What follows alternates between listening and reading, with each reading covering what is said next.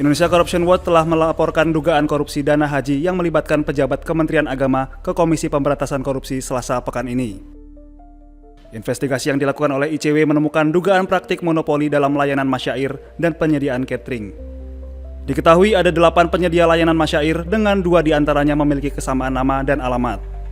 Kepala Divisi Hukum dan Investigasi Indonesia Corruption Watch, Wana Alamsyah, saat ditemui di rumah belajar juga menegaskan temuan praktik monopoli oknum Kementerian Agama. Dari analisis tersebut kami menduga bahwa ada potensi pelanggaran yang dilakukan oleh panitia pengadaan untuk memilih 2 perusahaan tersebut dengan individu yang sama dan nama yang sama, alamat yang sama, tanpa mempertimbangkan atau tanpa melakukan verifikasi secara administrasi ataupun teknis. Basis kami adalah Undang-Undang Nomor 5 Tahun 99 tentang larangan praktik monopoli dan persaingan usaha tidak sehat. Di dalam situ, dalam pasal 26 tercantum bahwa ketika ada pelaku usaha yang menguasai pasar, itu patut diduga terjadi monopoli.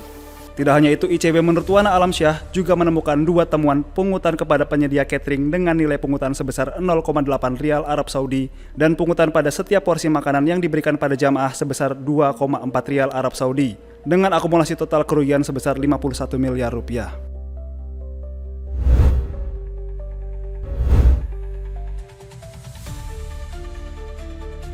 Menteri Sekretaris Negara Prasetyo Hadi mengungkapkan bahwa proses penetapan penerima tanda kehormatan negara saat ini tengah dalam tahap finalisasi.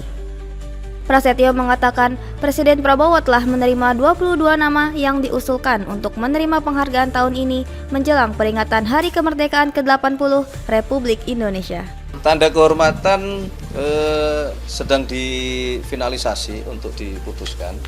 Jadi dari tim gelar tanda kehormatan sudah menyampaikan kepada Bapak Presiden nama-nama yang diusulkan untuk tahun ini mendapatkan penghargaan atau penghormatan dari negara. Dari total 22 nama tersebut, Prasetyo menyebut mereka berasal dari beragam latar belakang, mulai dari budayawan, politisi, aktivis lingkungan, hingga tokoh yang berjasa di wilayah terdepan, terluar, dan tertinggal. Terkait penganugerahan gelar pahlawan nasional, Prasetyo menyebut proses tersebut masih akan dibahas lebih lanjut dan baru akan diputuskan pada November menjelang peringatan Hari Pahlawan.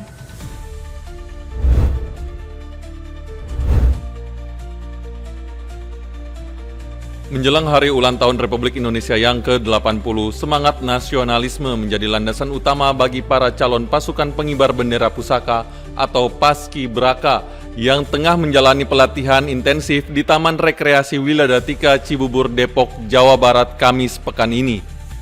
Latihan yang digelar setiap hari dimulai sejak 14 Juli lalu, bukan hanya bertujuan untuk menyempurnakan setiap formasi dan barisan, namun juga menanamkan nilai-nilai kedisiplinan, kekompakan, serta tanggung jawab. Bagi calon Paski-Braka asal DKI Jakarta, Farel Arganta Irawan, terpilih sebagai salah satu capas bersama 75 orang lainnya dari seluruh Indonesia, bukan hanya menjadi pengalaman berharga, namun juga kesempatan untuk mengabdi pada bangsa. Berbekal nilai-nilai kepemimpinan, cinta tanah air, dan jiwa patriotisme yang ditanamkan selama pelatihan, ia merangkul sesama generasi muda bangsa dalam mencapai tujuan bersama. Kita di sini itu representing Indonesia, the whole entire Indonesia from every province.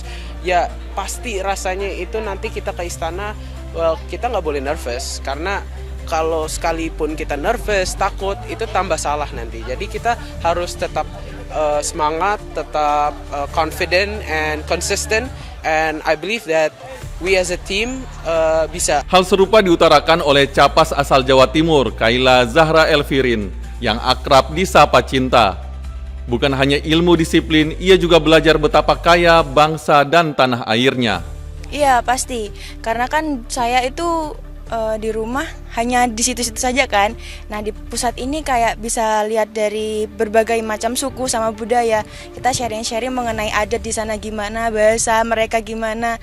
Jadi saya berpikir luas bahwa wah Indonesia ini kaya ya, Indonesia ini beragam. Meski harus jauh dari keluarga dan kerabat, para calon Paski-Braka ini terus fokus menjalani pelatihan dari lapangan menuju podium kehormatan di istana.